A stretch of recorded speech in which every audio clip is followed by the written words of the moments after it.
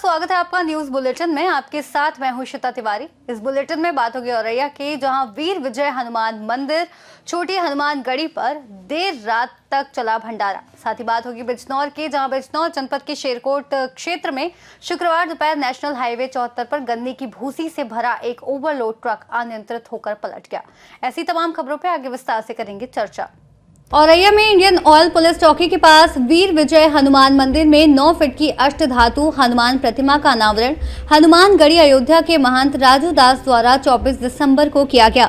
इसके बाद चल रही भागवत कथा का समापन होने पर मंदिर कमेटी द्वारा हवन और विशाल भंडारे का आयोजन किया गया। पहले मंदिर में स्थापित हनुमान जी, राम दरबार और देवी प्रतिमाओं को प्रसाद अर्पित किया गया। फिर कन्या भोज और भंडारे का शुभारंभ हुआ। आसपास के गांव और औरैया नगर में बड़ी संख्या में भक्त पहुंचे और देर रात तक प्रसाद ग्रहण किया। मंदिर समिति ने प्रसाद वितरण की पूरी व्यवस्था सुनिश्चित की ताकि सभी भक्त आराम से प्रसाद प्राप्त कर सके। साथ ही भक्तों को अपने घर और बुजुर्गों के लिए भी प्रसाद ले जाने का आग्रह किया, जिसे सभी ने श्रद्धापूर्वक स्वीकार किया। औरैया से सीनियर संवाददाता राजेश मिश्रा की रिपोर्ट।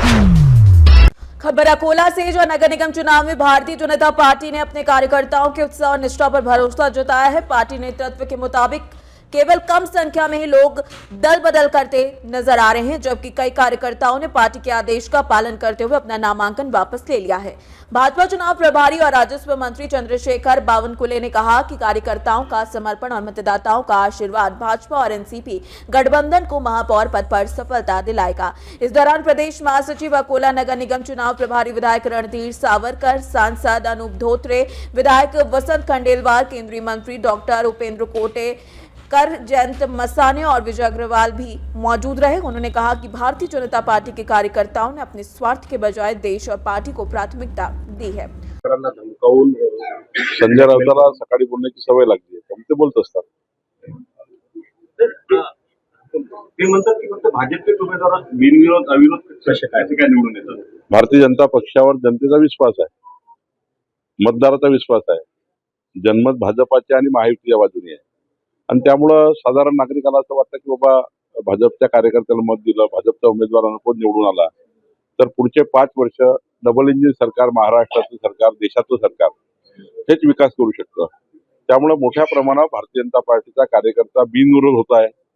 अपेक्षा जनतेला आहे की हा कार्यकर्ता निवडून आल्यावर विकास करेल, देवेंद्रजीच्या सरकारकडनं, मोदीच्या सरकारकडनं विकासाचं जे काही मॉडेल आम्ही तयार केला त्यावर काम करेल। म्हणून लोक आमच्या बाजूने आहे, लोक विड्रॉ करतायत, भाजपाला समर्थन देत आहेत, अनपोज करतायत।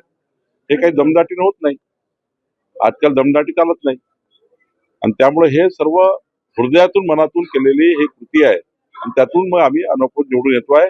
मला वाटतं मी तिथल्या जनतेचं, तिथल्या उमेदवाराचं, ज्या ज्या उमेदवाराला अनपोज करण्याकरता ज्यांनी मदत केली त्या सर्वांचा आभार मानतो। पंतप्रधान नरेंद्र मोदीजी येणार आहेत मुंबईत प्रचाराला, आपल्याला कोणी सांगितलं? चर्चा काही लोक कार्यक्रमाला, मला पूर्ण दौरा माहिती नाही, पण मोदीजी कार्यक्रमाला कुठल्या तरी येणार आहे असा त्या ठिकाणी दौरा आहे।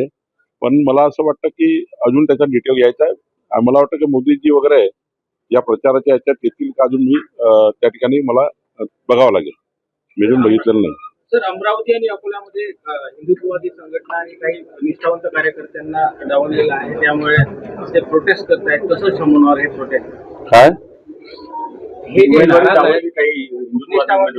प्रोटेस्ट करतायत अमरावतीमध्ये, अकोल्यामध्ये काही निष्ठावंत कार्यकर्त्यांची नाराजी आहे। ठीक आहे, त्यांची नाराजी दूर करू, त्यांची नाराजी दूर करणे आमचं काम आहे, ती नाराजी दूर करू। जादूची फेडी आहे ती नाराजी लवकर दूर होते। भाजपाचा कार्यकर्ता असा संस्कारमय आहे, भाजपाचा कार्यकर्ता संस्कारमय आहे, तो देव देश धर्माकरता काम करणार आहे आणि संस्कारमय कार्यकर्ता हा कधी अपक्ष लढण्याची भूमिका ठेवत नाही, इंडिपेंडेंट लढण्याची भूमिका ठेवत नाही। जिथे पक्ष आला तिथे समर्पणाची भावना ठेवतो आणि म्हणून समर्पित कार्यकर्ता कधी बंडखोरी करत नाही। समर्पित कार्यकर्ता हा पक्षाचा आदेश ऐकतो आणि पुढे जातो। मला असं वाटतं भारतीय जनता पार्टीचा कार्यकर्ता आदर्श कार्यकर्ता आहे, ज्यांच्यामुळे आज हा पक्ष इतक्या उंचीवर पोहोचला आहे। अकोला से सीनियर संवाददाता धनराज सबकाल की रिपोर्ट। औरैया से एक खबर है जहां पर औरैया में इंडियन ऑयल पुलिस चौकी के पास वीर हनुमान मंदिर में 9 फीट की अष्टधातु हनुमान प्रतिमा का अनावरण हनुमानगढ़ी अयोध्या के महंत राजू दास द्वारा 24 दिसंबर को किया गया, जिसके बाद चल रही भागवत कथा का समापन होने पर मंदिर कमेटी द्वारा हवन और विशाल भंडारे का आयोजन किया गया। पहले मंदिर में स्थापित हनुमान जी, राम दरबार और देवी प्रतिमाओं को प्रसाद अर्पित किया गया, फिर कन्या भोज और भंडारे का शुभारंभ हुआ। आसपास के गांवों और औरैया नगर से बड़ी संख्या में भक्त पहुंचे और देर रात तक प्रसाद ग्रहण किया। मंदिर समिति ने प्रसाद वितरण की पूरी व्यवस्था सुनिश्चित की ताकि सभी भक्त आराम से प्रसाद प्राप्त कर सके। साथ ही भक्तों को अपने घर और बुजुर्गों के लिए भी प्रसाद ले जाने का आग्रह किया, जिसमें सभी ने श्रद्धापूर्वक उसे स्वीकार किया। औरैया से सी न्यूज संवाददाता राजेश की रिपोर्ट। खबर बकानी से, जहां पतंजलि योग समिति बकानी के योग शिक्षक गोकुल प्रसाद वर्मा ने बताया कि समिति के तत्वावधान में प्रतिदिन बालाजी पार्क बकानी में 6:30 से 7:30 बजे तक नियमित रूप से योग, आसन, प्राणायाम और व्यायाम आयोजित किए जा रहे हैं। नववर्ष के अवसर पर वन विहार कार्यक्रम के अंतर्गत शिव मंदिर पर सामूहिक सहभोज का आयोजन भी किया गया। इस कार्यक्रम में योग समिति के जिला प्रभारी ओम प्रकाश मेहरा, योगाचार्य राजेश कुमार मेहरा ने योग के महत्व और भारत में योग की विस्तृत जानकारी साझा की। उन्होंने प्राणायाम और योग आसनों के फायदे बताते हुए नियमित योग से निरोगी काया और भयंकर बीमारियों से मुक्त जीवन जीने का सही तरीका समझाया। बकानी से सी न्यूज संवाददाता रमेश चंद्र शर्मा की रिपोर्ट। खबर बिजनौर से, जो जिले के शोरकोट क्षेत्र में नेशनल हाईवे 74 पर बुंदकी शुगर मिल से काशीपुर जा रहे गन्ने की भूसी से भरे ओवरलोडेड ट्रक की कंपलिंग टूटने और स्टीयरिंग फेल होने के कारण ट्रक पलट गया, जिसमें हाईवे की एक लेन पूरी तरीके से बाधित हो गई और अफरा तफरी का माहौल बन गया। हादसे के समय किसी वाहन को चोट नहीं आई। मौके पर पुलिस और NHI की टीम मौके पर पहुंची और हाईवे की बाधित साइड को खुलवाने का प्रयास किया। किसी के हताहत होने की खबर नहीं है। ट्रक चालक अरबाब पुत्र मोहम्मद हुसैन ने बताया कि वाहन की तकनीकी खराबी के कारण ये दुर्घटना हुई। बिजनौर से सी न्यूज संवाददाता फैजान अहमद के साथ प्रियंका की रिपोर्ट। देउलगांव राजौर में 31 दिसंबर को आयोजित नशा मुक्ति जन जागृति कार्यक्रम में उप विभागीय अधिकारी मनीषा कदम ने युवाओं में बढ़ते नशे की लत को गंभीर चिंता का कारण बताते हुए जागरूकता फैलाने का संदेश दिया। आधार जन नशा मुक्ति केंद्र देउलगांव राजौर पुलिस उप विभागीय और तालुका पत्रकार संघ के संयुक्त प्रयास से आयोजित किया गया। इस कार्यक्रम का उद्देश्य युवाओं को नशे से दूर करना रहा। बता दें कि मनीषा कदम ने कहा कि नशा पारिवारिक हिंसा, युवाओं में अपराध और समाज में अस्थिरता बढ़ा रहा है। माता पिता को बच्चों की आदतों, मोबाइल उपयोग और मित्र मंडली पर सतर्कता बरतनी चाहिए। इस अवसर पर गणमान्य नागरिकों, चिकित्सकों और पत्रकारों की बड़ी संख्या उपस्थित रही। देउलगांव राजौर से सी न्यूज संवाददाता राजेश पंडित की रिपोर्ट। कानपुर देहात के भोगनीपुर तहसील क्षेत्र के पुखराया कस्बे में नए साल की शुरुआत के साथ प्रशासन ने अवैध अतिक्रमण के खिलाफ सख्त अभियान चलाया, जिससे पूरे मेन मार्केट में अफरा तफरी मच गई। नगर पालिका क्षेत्र अंतर्गत दुकानों के बाहर लंबे समय से किए गए अवैध चबूतरे, टीन शेड और अस्थायी निर्माण को JCB मशीन से ध्वस्त किया गया। कार्रवाई शुरू होते ही दुकानदारों में हड़कंप मच गया। कई लोगों ने खुद ही सामान हटा लिया, जबकि कुछ को तय समय में अतिक्रमण न हटाने पर कड़ी कार्रवाई की चेतावनी दी गई।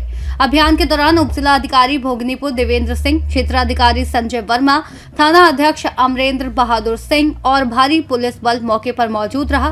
प्रशासन ने स्पष्ट किया कि सार्वजनिक मार्गों और सरकारी भूमि पर अवैध अतिक्रमण किसी भी हालत में बर्दाश्त नहीं किया जाएगा और आगे भी ऐसी कार्रवाई जारी रहेगी।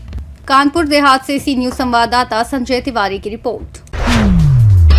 खबर नासिक से, जहां पर विश्व प्रसिद्ध तीर्थ स्थल त्र्यंबकेश्वर में शिवसेना की नवनिर्वाचित नगराध्यक्षा त्रिवेणी ताई तुंगार ने पदभार ग्रहण किया और शपथ ग्रहण समारोह में बड़े उत्साह के साथ संपन्न हुआ। जहां समारोह में महाराष्ट्र के स्कूली शिक्षा मंत्री दादा भुसे मुख्य अतिथि थे और स्थानीय साधु संतों के आशीर्वाद से नई पारी की शुरुआत हुई। मंत्री दादा भुसे ने शहर के बुनियादी विकास के लिए जल्द एक विस्तृत एक्शन प्लान तैयार करने का आश्वासन दिया और राजनीति से ऊपर उठकर सभी पार्षदों और जनता को विकास कार्यों में शामिल करने का संदेश दिया।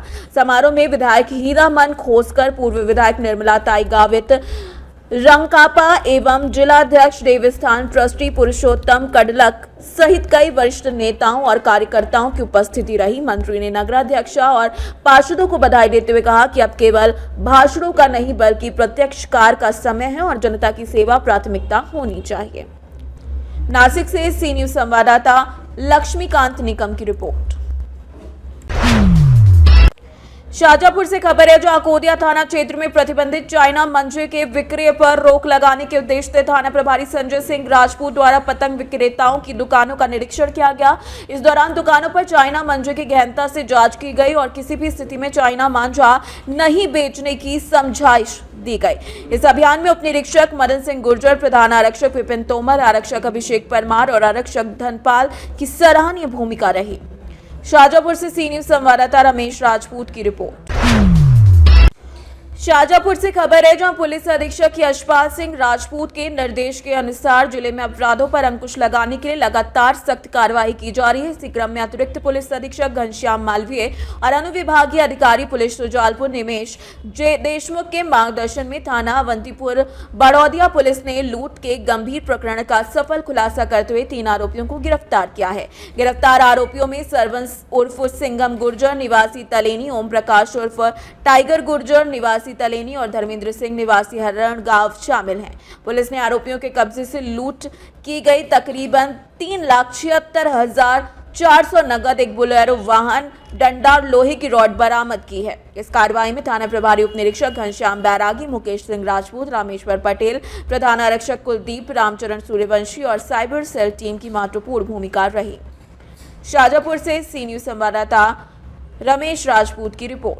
फिलहाल इस बुलेटिन में इतना ही। देश और दुनिया की तमाम बड़ी खबरों के लिए देखते रहिए सी न्यूज भारत।